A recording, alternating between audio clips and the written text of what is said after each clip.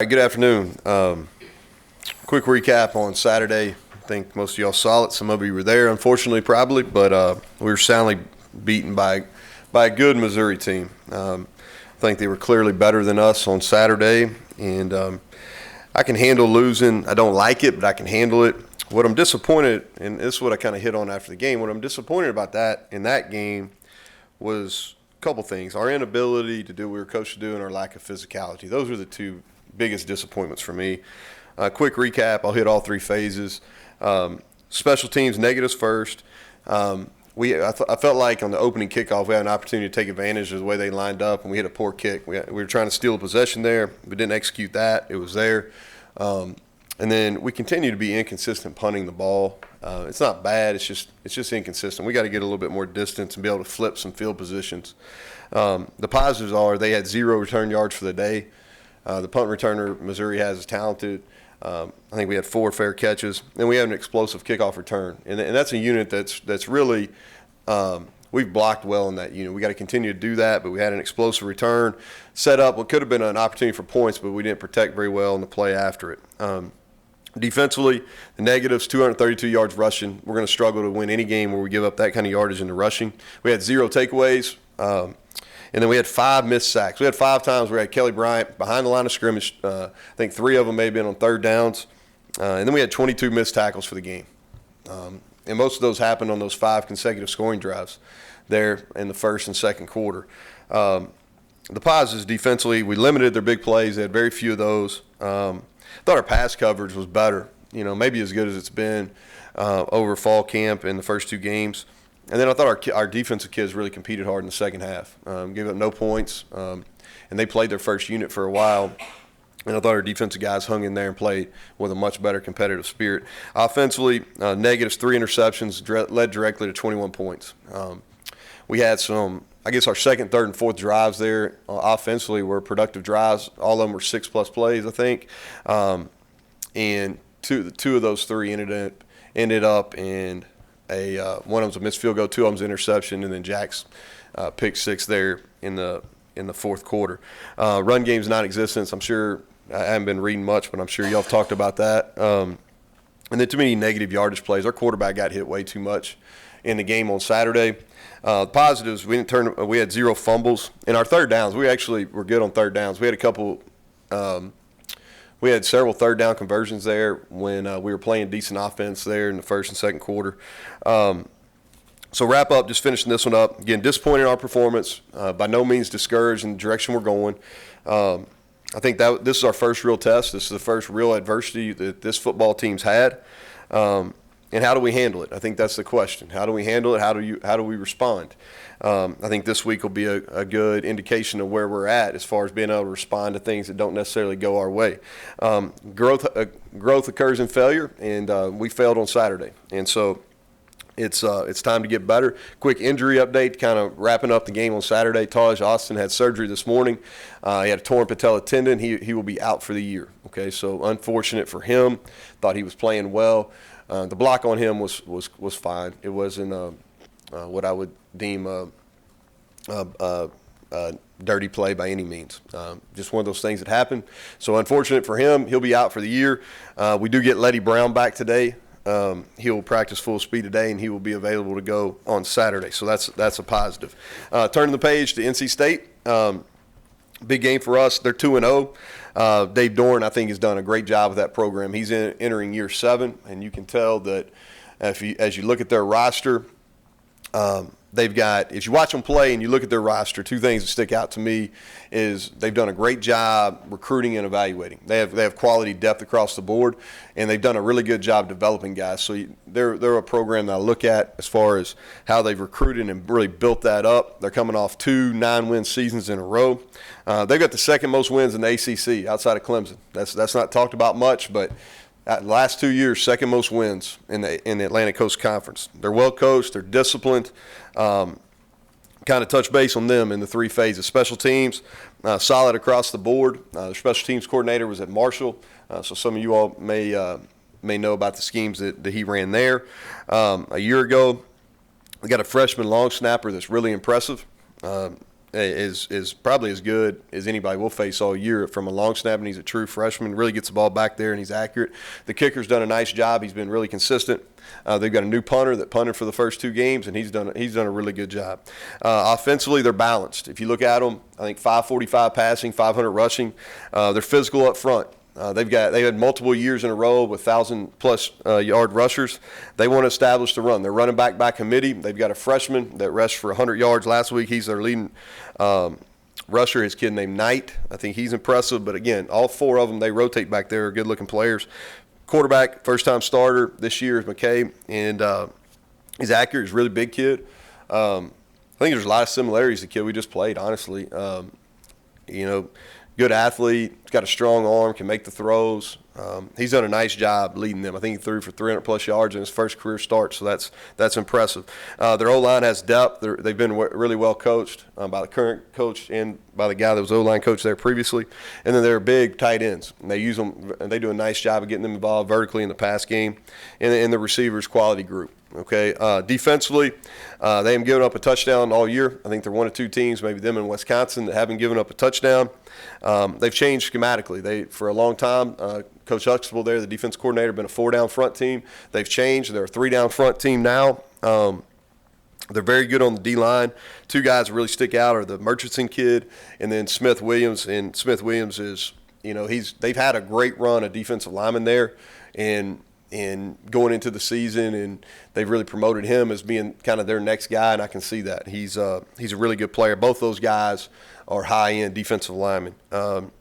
They've done a really good job through 2 games creating pressure, creating negative plays. They've allowed 49 rushing yards in 2 games, 49 rushing yards. So they run well at linebacker, and I think their secondary has been active, a lot of cover 3, and they come down and trigger really hard. So great challenge for us. Kind of wrapping this up, great challenge for us. Looking forward to it. Looking forward to getting our team back. I think it's one of the challenges in coaching is bouncing back from when things don't go your way, and that's where we're at. It's our Hall of Fame weekend, and some people that are getting inducted with football ties. Steve Dunlap, great player here. I probably didn't realize he was as good a player. I've known him as a coach and really respect him for what he's done as a coach, but just researching over the last week or so what kind of player he was, really impressive. And then John Thornton, 10+ years in the NFL, 4-year starter here, Jalen's dad. So big weekend for that family. And then Meg Bulger. I think she worked our first game at JMU and one of the great West Virginia athletic families. Think about this, 3rd Bulger getting inducted to the Hall of Fame. That's pretty remarkable, really. So congrats to that group. And then we've got our annual Gold Rush game. So I encourage our fans, wear gold, we'll wear gold. And then 12:05 kick. So just I hope our fans show up early. I hope they don't get too frustrated by last week's outcome. I hope they show up and they're loud, and we need a great home field advantage taking on a quality NC State team. So with that, I'll open up to questions. You indicated yesterday you may do some juggling in your lineup. You want to expound upon what you're thinking? Yeah, what we're going to do is we're just going to give a bunch of guys opportunities on Tuesday and Wednesday, and we're going to make those jobs competitive. We've got to figure out who the best 5 are up front. Outside of Colt McKivitz, I'm not real fired up about how any of them are playing. So we're going to give some other guys some opportunities. Bryson Mays, John Hughes, James Committer, those guys are going to get some opportunities up front. At running back, we're going to go and give those other guys. I think Sinkfield, I thought he ran the ball the best of any of them that played on Saturday. And then we get Letty back, who's a physical guy. That's one thing I don't have to worry about him is he is physical. And so we're going to do that. We're going to let the young wide receivers have a chance, and Winston Wright and Ali Jennings, they'll play for the first time this week. And then on defense, and Jordan Jefferson will be a guy that we're going to get more involved in what we're doing. So those are some guys just right off the cuff here. How different a presence do you have as an offense with Neal Brown in there as far as physicality goes? Well, I think he's a tough guy. We lack some toughness right now. That's one of the things I think I talked about being disappointed with what we were on Saturday. I think that Missouri was way more physical than us, and so he's a tough guy. I like that about him. He's rusty. He hadn't done much football in about 4 weeks. Okay, so, but he's kind of looked kind of slowly kind of been getting back to it. To today, it'll be his first full speed practice rep. So, And, when you have a game that's kind of getting away from you like it was in the fourth quarter, yep. you had like two different experiences. I was curious how you handle them. Like Timmons and Sinkfield went in and did, I think, was probably good stuff, right? But Jack comes in and has a mistake there, and they're probably both important parts of what you want to do moving forward, and they're totally different ways to handle it too. How do you play all 16 treat it important? Yeah, I think so. With Timmons did a really good job, which is good pickup by you. He came in and did a really good job. And he earned himself more playing time. All right. And then Sinkfield came in, and honestly, we should have got Sinkfield in the mix earlier. We have not ran the ball well enough. Okay, and the O-line's easy to pick on. But let me tell you something. In the run game, our running backs, our tight ends, and our wide receivers have been every bit the issue as the O-line in the run game. Okay, we have not blocked well. We have not ran the ball hard. We have not been physical on the edge. So that's all involved, okay, with the run game. And then with Jack right there, I wanted to get him in the game. And really, we ran a day one pass play, and he threw an out cut into cover two. And I'm not quitting on him, but we can't do that. That's one of those deals where we're clearly doing something that we're not coached to do. I love the kid. He's still getting reps, but we're not going to reward people for those kind of plays. But he's still right there in the mix. You mentioned the punt game. What parts of it did you not think you're executing well, and specifically on the roll rugby punt? Are you trying to? Yeah, we just got to get more across? distance. Yeah, we got to get more distance on our rugby kicks. We've got to get more hang time when we're directionally punting. I think Josh hit 2 really good punts and 3 that got to be better. And if you look at the first week, he hit some that he hit really well, some that he didn't. And we've got to do a better job getting the ball and giving our cover guys, because that's one thing that we're doing. The strength of our team right now is we're really covering kicks well. But you want to keep mixing it up, kind of keep. Oh yeah, the ball we're going away. to keep people off balance. We're going to be we'll be something different every week punt wise. Neal, this week you're preparing for a coordinator who recruited the bulk of your defense, knows your offense, lobbied for the job you're in. Yep. How do you deal with a situation like that? Well, I'd say he knows our personnel. That's the thing. I mean, he does. He knows the personnel. Hopefully a lot of these guys have improved. Now, some of the personnel that's playing he never necessarily worked with. But I think Tony's a really good coach. I think he's done a really good job recruiting. I think that's been documented. I think he did a really solid job here. And he does know our personnel. I'm sure this game will be mean a lot to him, being a West Virginia native and coming back. But once the ball snapped, I'm not sure any of it matters, to be honest with you. I think he does have some there are some influence. He has some influence defensively, just because they were switching to a 3-down front. He has experience in 3-down front. But I think this game will mean something to him. But once the ball snapped, I'm not sure that it'll have a great deal of effect on either side, on the player side of it. Do you see any of the stack principles in that at all with their 3-down front? Yeah, they have a little bit. I think every 3-down team has some stack principles depending on what formation you're in. Whether you're in a 2x2 or a 3x1 set. So yeah, I think there are some principles there. I don't think that's what they primarily do. Yeah. Neal, with Taj out, you still have 2 defensive ends who've played a good bit, but do you need a third? Who do you think would be the third? Yeah, so it's going to be a little bit of kind of tryouts for that this week. We can kind of mix up our fronts and give some different looks. But we feel good with what Pooler and Ruben have both done in there. We've been playing about a third of snaps anyway. One thing we won't be able to do probably moving forward, we played several snaps against James Madison, a few, but several versus James Madison with 2 defensive ends. We probably won't be able to do that moving forward.